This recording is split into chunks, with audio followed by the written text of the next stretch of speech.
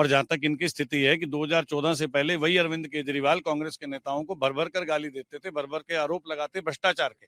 हम अपनी दुकान बंद होती दिखी तो कांग्रेस के साथ तुरंत मिल गए, है ना। विचारधारा कुछ नहीं, कि बिना किसी विचारधारा की ये दल काम कर रहे हैं और बिना किसी व्यू पॉइंट के साथ ये लोग काम कर रहे हैं। कारण केवल एक है, भाजपा को रोक दिया जाए। भाजपा रुकेगी नहीं। देखिए, भाजपा को बहुमत मिला है जनता से, ठीक है। उन्होंने बहुत सारे नाम गिना दिए ना इलेक्टोरल बॉन्ड को लेकर, उसका भी जवाब दे दीजिए। साहब इलेक्ट्रल बॉन्ड की सारी अभी मेरे मित्र ने ना पूरी तैयारी नहीं की। ये कह रहे हैं आम आदमी पार्टी को चंदा नहीं मिला। एक बार अच्छे से देख करके आए कि कितने हजार करोड़ का चंदा आम आदमी पार्टी को मिला। देखिए, दूसरी बात, जब ये विषय हमारे वित्त मंत्री उस समय अरुण जेटली जी थे, उस समय वो लेकर के आए और संसद में सभी दलों के साथ ये स्पष्ट किया कि एक पार्टी को अगर चंदा दिया जाता है तो दूसरी पार्टी उसका दुरुपयोग ना करे, इसलिए इलेक्ट्रल बॉन्ड को लाया गया, ठीक है। सुप्रीम कोर्ट के कहने पर इलेक्ट्रल बॉन्ड की जानकारी को क्लियर किया गया।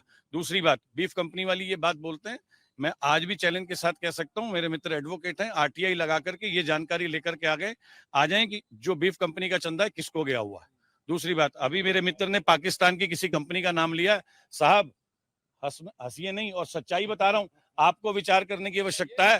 पाकिस्तान की कंपनी ने चंदा जो दिया है वो कांग्रेस आई को गया हुआ है, स्टेट बैंक ने ही स्पष्ट किया। ऊपर की हवाओं में अभी यही देखिए यही अरविंद केजरीवाल थे जो कहते थे अपने बच्चों की कसम खाता हूं कि कांग्रेस से ना समर्थन लूंगा ना दूंगा।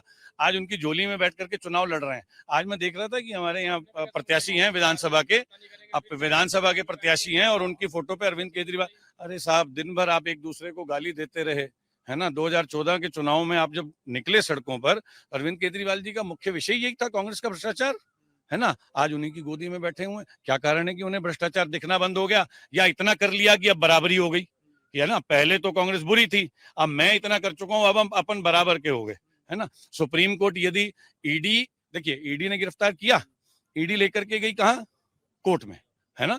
अगर इतना ही मामला झूठा था तो कोर्ट छोड़ क्यों नहीं देती साहब। मनीष सिसोदिया अंदर है, संजय सिंह अंदर रहकर आए हैं, ये जमानत में है। 25 को जाना पड़ेगा दोबारा से अंदर, है ना। अब हो सकता है किसी बीमारी का बहाना बना करके, या पेट दर्द या सिर दर्द, देखिए खांसी वासी पे तो कोर्ट रोकेगी नहीं, है ना। कोई ठीक सी बीमारी का बहाना बना करके ये अब दोबारा बाहर रहने का तरीका ढूंढेंगे। परंतु कोर्ट इस विषय पे स्पष्ट है कि भाई जिसने किया है वो भुगतेगा। और अगर इन्हें ऐसा ही लगता है तो आरटीआई लगाएं और जानकारी लगाएं, नड्डा जी पे एफआईआर कराएंगे। सवाल तो उन्होंने अजीत पवार पे भी पूछा था साहब, जिसके लिए खुद पीएम ने मंच से भाषण दिया, जिसके लिए खुद देवेंद्र फडणवीस साहब ने मंच से भाषण दिया, तमाम बातें कही, अजीत दादा चक्की पीसिंग एंड ऑल एवरीथिंग, सब कुछ कहा गया, फिर आप डिप्टी सीएम बना देते हैं। हाँ ठीक है, अब मुझे ये समझ नहीं आ रही है कि जब तक इनके पास होते हैं तब तक ठीक होते हैं, हमारे पास आते ही नहीं उनका भ्रष्टाचार नजर आने लगता है। सबसे नवीन जिंदल जब तक कांग्रेस जब तक मेरे मित्र जो है ना, नवीन जिंदल जब तक इनके साथ थे बहुत अच्छे थे, है ना। भाजपा में आए तो इन्हें सब कुछ देखने लग गया। तो इनका एक ही विषय है, विचारधारा, केवल मोदी को रोकना, और उसमें ये कामयाब हो नहीं पाएंगे। मैं पुनः एक बार कह रहा हूं कि 4 जून को पूर्ण बहुमत के साथ नरेंद्र मोदी सरकार बनाएंगे। देखिए जी, ये कह रहे हैं, मैं इनसे काउंटर ये लेना चाहूंगा, नवीन जिंदल अगर भ्रष्टाचारी हैं तो उनको रुलाए क्यों? अगर ये कह रहे हैं नहीं है, नवीन जिंदल अगर भ्रष्टाचारी नहीं है, तो फिर मोदी जी ने कुरुक्षेत्र खड़े होकर रैलियों में ये क्यों कहा कि इतने करोड़ों के भ्रष्टाचारी कांग्रेस में, इसको हराओ? तो आज उनका कैसे वॉशिंग मशीन में गया कि वो धुल गया। दूसरा, विजय माल्या, नीरव मोदी, ये सारे भाग गए, उनको लाओ ना पकड़ के, वो क्यों नहीं ला रहे? उनको तो ले लेके पैसा दे दे के भगा रहे हो हमारे प्रदेश से, सारे प्रदेश को लुटवा रहे हो। तो ये मुद्दे हैं कि उनको क्यों नहीं लेके आते, उनको लेके आओ भाई, जिनको इन्होंने भगाया है। दूसरा, फिर यही चीज कहना चाहेंगे हम, फिर से वही बात है कि मुद्दों की राजनीति होगी और जनता तक पहुंच गया है कि जो ये कहते थे अजीत पवार के साथ, शुभेंदु अधिकारी के साथ सारे भ्रष्टाचारी होते हैं जब दूसरों में होते हैं, लेकिन जैसे ही इनमें आते हैं वो सारे साफ हो जाते हैं। इससे ये पता चलता है। फिर परिवारवाद की भी बात करते हैं ये, जब इनमें कुलदीप बिश्नोई चले जाता है परिवार खत्म हो जाता है, रणजीत चौटाला चले जाता है तब परिवार खत्म हो जाता है। अच्छा, राजनाथ सिंह के बेटों को टिकट मिलती है, फिर परिवारवाद खत्म हो जाता है। अमित शाह के बेटे को बिना किसी टैलेंट के अगर बीसीसीआई का वो अध्यक्ष बनाया जाता है, फिर इनका परिवारवाद खत्म हो जाता है। तो सारी की सारी बातें इनकी एक तरफा है, मतलब कि सिर्फ झूठ बोलो सुबह शाम, पकड़े जाओ तो जय श्री राम। तो 14 में 19 में जनता ने भरोसा क्यों नहीं किया, इस बार क्यों करेगी? मुझे बस ये कारण बताइए।